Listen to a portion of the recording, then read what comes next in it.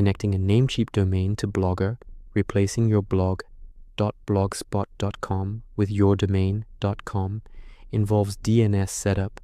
The process is free aside from domain cost and enables HTTPS. Steps: log into Blogger dashboard. Settings: publishing, custom domain. Enter your domain. For example, www.yourdomain.com. Save.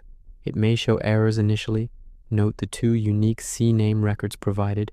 One host like random string. Log in to Namecheap. Domain list. Manage your domain. Advanced DNS. Add new record. Save records.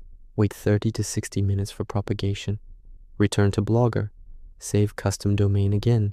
Enable redirect domain, naked to www, and HTTPS options. Test. Visit yourdomain.com. Should load your blog with free SSL.